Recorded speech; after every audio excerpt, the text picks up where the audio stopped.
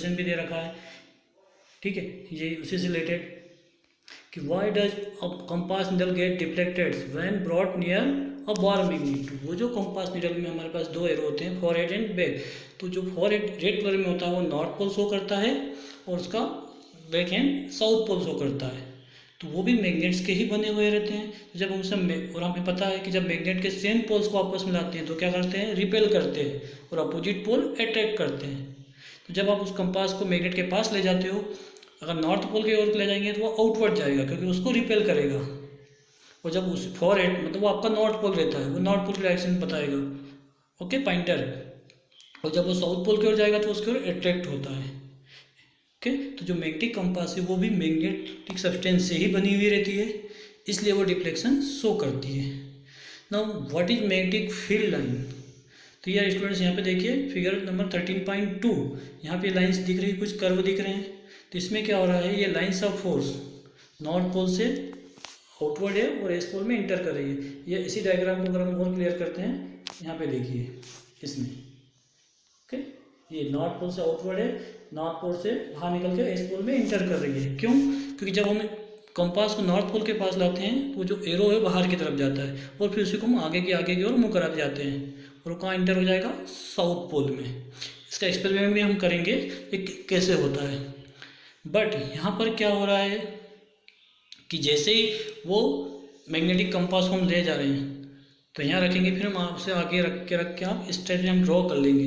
That mean जो lines of force है वो नॉर्थ पोल से आउटवर्ड है और एस पोल में एंटर कर रही है। ओके, सो फर्स्ट क्वेश्चन यही है ना, what is magnetic field line. So एक और चीज़ का ध्यान रखेंगे, यहाँ तो इन्होंने डायग्राम पूरी ऐसी बनाई है, पर जब हम हमारी कॉपी में डायग्राम ड्रॉ करेंगे तो आपको डॉटेड लाइन से बनाना है, इमेजिनरी कर्व। पता है ना, हम इमेजिनरी लाइंस को या इमेजिनरी डायग्राम्स को डॉटेड लाइन से शो करते हैं। जैसे आप लोग मैथ्स में जब भी कोई कंस्ट्रक्शंस करते हो तो उसको कैसे रिप्रेजेंट करते हो, डॉटेड लाइन से। कंस्ट्रक्शंस मीन्स वो हमारा पार्ट है, एक्चुअल में रियल में नहीं है, उसे हम इमेजिन कर रहे हैं। जब भी किसी चीज़ को हम इमेजिन करोगे, आप कहीं पर भी किसी भी सब्जेक्ट में अगर ड्रॉ कर रहे हो इमेजिनरी पार्ट, तो उसको आपको डॉटेड लाइन से शो करना है, वहाँ पे वो डॉटेड लाइन आएगी। Now magnetic field lines means the imaginary path followed by unit north pole is called magnetic field line. Okay, इसको हम इस तरह से डिपेंड करेंगे कि जहाँ जहाँ मैग्नेटिक कंपास मूव कर रही है तो उससे लाइंस बनती जा रही है, हम लाइंस ड्रॉ कर रहे हैं, और वही लाइंस ऑफ फोर्स को हम क्या कहेंगे, मैग्नेटिक फील्ड लाइन। सो किसका पाथ है, और जो कंपास का पाथ है उसको हम नॉर्थ पोल कहते हैं। So the imaginary path followed by unique north pole is called magnetic field line. Okay, so ये हो गया हमारा मैग्नेटिक फील्ड लाइन। सो ये दो डायग्राम्स आपको कॉपी में करने हैं, अच्छे से इनकी प्रैक्टिस करनी। फर्स्ट ये डायग्राम हमारा, ये क्या होगा, current carrying straight conductor, magnetic field due to current carrying straight conductor. एक तो इससे मैग्नेटिक फील्ड डेवलप हो रहा है, और सेकेंड अभी हमने ये देखा magnetic field due to bar magnet. Okay, तो फर्स्ट हम और ये क्वेश्चन भी क्लियर हो गया। Why does a compass needle get deflected when brought near to bar magnet. क्यों? क्योंकि कंपास भी मैग्नेटिक सब्सटेंस से ही बनी हुई है। ओके, तो 13.2 एक्टिविटी को आप रीड आउट करेगा, इसमें सेम यही प्रोसेस गिवन है, और 13.3 में फिर ये एक्सपेरिमेंट करके दिया है उन्होंने कि हम कंपास को ले जाएंगे, और ये इस टाइप से 13.3 डायग्राम में देखिए कि कंपास को जैसे जैसे हम आगे मूव कर रहे हैं वो एन टू एस मूव हो रही है, और यही डायरेक्शन मैग्नेटिक फील्ड की होगी। तो ये आपका फर्स्ट डायग्राम, ये करना है हमें अच्छे से। ओके, एंड नाउ फर्स्ट तो आप इसी डायग्राम को अच्छे से कर रहे हो, यहाँ तक हमें रीड आउट करना है इस चैप्टर तक को। 13.4 magnetic field is a quantity that has both direction and magnitude. So magnetic field means कैसी क्वांटिटी है जिसमें दोनों चीज़ें हैं, मैग्नीट्यूड भी और डायरेक्शन। सो मैग्नेटिक फील्ड कैसी क्वांटिटी होगी आपकी, स्केलर और vector. We know those quantity which are having only magnitude are called scalar quantity, and those quantity which are having both magnitude and direction are called vector. So यहाँ पर वो दोनों चीज़ें हैं, magnitude and directions, so magnetic field is a vector quantity. and the direction of magnetic field is taken to be the direction in which the north pole of the compass needle moves inside it. Okay, so what is the direction of magnetic field line? The direction of north pole. जहाँ जहाँ north pole move कर रहा है उसी को हम उसकी direction लेंगे.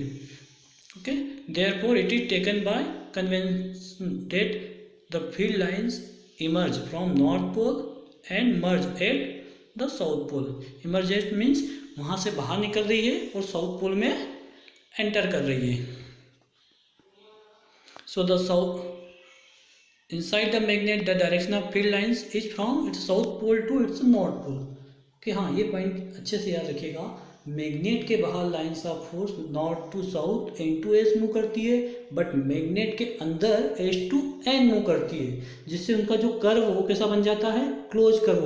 Okay, so magnetic field lines form closed curve because they are present inside and outside the conductor. ये मैग्नेट के अंदर भी होती है और मैग्नेट के बाहर भी. मैग्नेट के बाहर कैसी होगी? N to S, north to south, and magnet के अंदर साउथ टू नॉर्थ. जिससे क्या होगा कि जहाँ से स्टार्ट हुआ एन से वापस वहीं एन पर आकर मिल गई तो क्लोज लूप बना देगी. ओके, और बट इलेक्ट्रिक फील्ड लाइंस भी ऐसी होती है, बट उसमें क्या होता है, वे क्या होगी? ओनली आउटसाइड द कंडक्टर, अंदर नहीं होती, इसलिए वो ओपन कर्व बनाती है. तो दोनों में एक मेन डिफरेंस ये है, electric field lines are present only outside the conductor, but magnetic field lines present both inside and outside the conductor. Therefore electric field lines form open curve and magnetic field lines form close curve. से clear हो गया? Magnetic field line दोनों जगह ही होगी आपकी. Now the relative strength of magnetic field is shown by the degree of closeness of the field line. जहाँ जहाँ ये लाइन्स ऑफ फोर्स जितनी क्लोज होगी उतनी वहाँ मैग्नेटिक फील्ड की स्ट्रेंथ मैग्नीट्यूड ज़्यादा होगा. आप देखिए उसके जो एंड्स है नॉर्थ और साउथ पोल, वहाँ पे क्लोज है बिल्कुल लाइन्स ऑफ फोर्स, है ना. और जैसे अगर हम एन से एस की तरफ जा रहे हैं तो बीच वाले पार्ट पे देखिए बहुत दूर हो गई है मैग्नेट से, और ठीक है वो ज़्यादा क्लोज भी नहीं. तो यहाँ पे क्या हो गया? सेंटर पे मतलब क्या हो गया? मैग्नेटिक फील्ड की स्ट्रेंथ कम है. बट हम जब एन टू एस जा रहे हैं तो जहाँ उसके पोल से एंड है वहाँ पर लाइंस बहुत ज़्यादा डेंस है, मतलब वहाँ पे स्ट्रेंथ ज़्यादा होगी. तो हम क्या कह सकते हैं कि जब हम एंड्स से सेंटर की ओर मूव करेंगे मैग्नेट में तो मैग्नेटिक फील्ड की स्ट्रेंथ कम होती जाएगी, और फिर वापस सेंटर से एंड्स की ओर मूव कर रहे हैं तो वापस उसकी स्ट्रेंथ बन रही है. ओके, तो जहाँ लाइंस ऑफ फोर्स जितनी ज़्यादा डेंस होगी, जितनी ज़्यादा क्वांटिटी में होगी, वहाँ पे मैग्नेटिक फील्ड की स्ट्रेंथ भी उतनी ज़्यादा होगी, उसका मैग्नीट्यूड भी ज़्यादा होगा. तो हो गई दोनों चीज़ें क्लियर? मैग्नीट्यूड, उसकी स्ट्रेंथ, और डायरेक्शन कहाँ है? From N to S. जब भी आपसे पूछा जाए कि what is the direction of magnetic field, तो जनरली तो हम ये कहेंगे from N to S, but अच्छे प्रॉपर्ली डिफाइन करना क्या कहेंगे? From outside the magnet from N to S and inside the magnet from S to N. But अगर एग्जाम में क्वेश्चन आ रहा है तो आप वहाँ इतना प्रॉपरली नहीं आता, वो जनरली यही पूछ देते कि what is the direction of magnetic field line. वहाँ इनसाइड और आउटसाइड नहीं रहेगा, वहाँ वन वर्ड में अगर आंसर देना है आप क्या लिखोगे? From N to S. Okay, और मैग्नीट्यूड भी क्लियर हो गया, उसकी न्यूमेरिकल वैल्यू. तो कहाँ ज़्यादा होगी? वहाँ पर ज़्यादा होगी जहाँ पर लाइन्स ऑफ फोर्स डेंस है. तो डेंस कहाँ होगी? उसके एंड्स पर, और सेंटर पर कम. तो कई क्वेश्चंस बन सकते हैं इसमें से. कभी आपसे यही पूछ दिया जाए कि सेंटर पर मैग्नेटिक फील्ड ज़्यादा होगा, या सेंटर से अगर हम एंड्स की ओर मूव कर रहे हैं तो मैग्नेटिक फील्ड लाइन्स की स्ट्रेंथ इंक्रीज होगी या डिक्रीज होगी. तो क्या आंसर होगा? अगर हम सेंटर से एंड्स की ओर मूव कर रहे हैं तो स्ट्रेंथ क्या होगी? इंक्रीज. और एंड्स से सेंटर की ओर मूव करेंगे तो स्ट्रेंथ डिक्रीज होगी, है ना. तो किसी भी टाइप के क्वेश्चन बच्चों आ सकते हैं एमसीक्यू में, वन वर्ड्स में, इस टाइप के कॉन्सेप्चुअल क्वेश्चंस इसी में समय फॉर्म्स करना है. कितने क्वेश्चंस हम बना सकते हैं, जितने पॉसिबल हो आप उतने क्वेश्चंस में से सोचिए और बनाइए क्या क्या पॉसिबिलिटी हो सकती है. हमने यहाँ पे मैग्नेटिक फील्ड डायरेक्शन को किसके साथ एज्यूम किया है? नॉर्थ पोल को. नॉर्थ पोल को ही हमने उसकी डायरेक्शन मान लिया कि जहाँ जहाँ नॉर्थ पोल कंपास का मूव करेगा वो मैग्नेटिक फील्ड लाइन्स की डायरेक्शन होगी.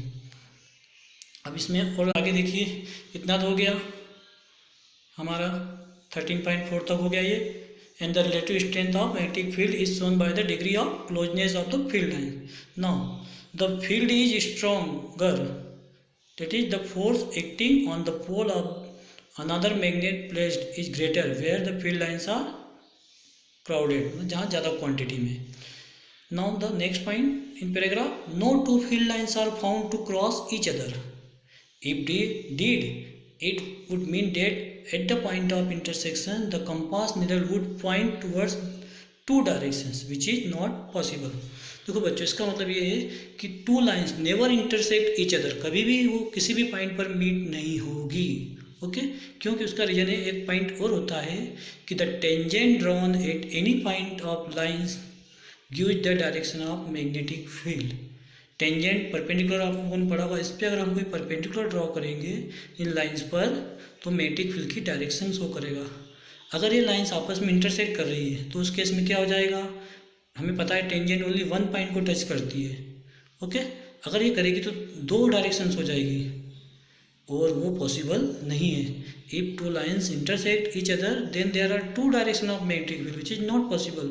मैग्नेटिक फील्ड लाइंस तो सोचिए हमारे लिए भी ये पॉसिबल नहीं है कि एट ए टाइम क्या हम दो डायरेक्शन में मूव कर सकते हैं कि इधर भी जाएं उधर भी चले जाएं, ऐसा पॉसिबल नहीं है। तो सेम थिंग यहाँ पर भी होगा कि अगर लाइंस ऑफ फोर्स इंटरसेक्ट कर रही है तो मैग्नेटिक फील्ड की दो लाइन डायरेक्शंस हो जाएगी उस पर्टिकुलर पॉइंट पर, जो कि पॉसिबल नहीं है। तो अब देखो इसमें क्वेश्चन क्या बन सकता है कि why these two lines never intersect each other. तो उसका रीजन क्या रहेगा, उसका रीजन यही रहेगा कि if they intersect then there are two direction of magnetic field which is not possible.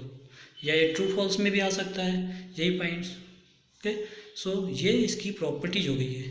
तो हम एक बार इसकी प्रॉपर्टीज को रिवाइज कर लेते हैं। First, what is magnetic field line?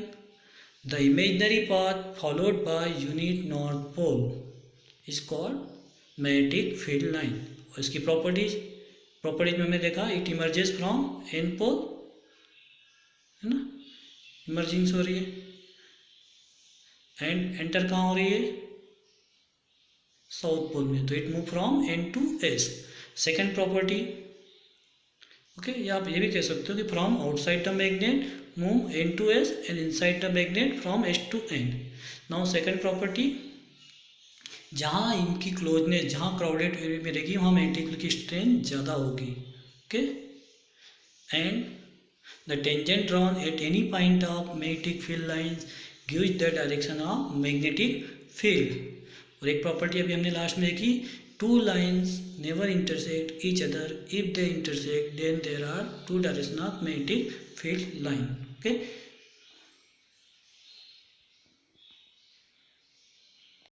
आगे देखिए, इतना तो हो गया हमारा 13.4 तक हो गया ये।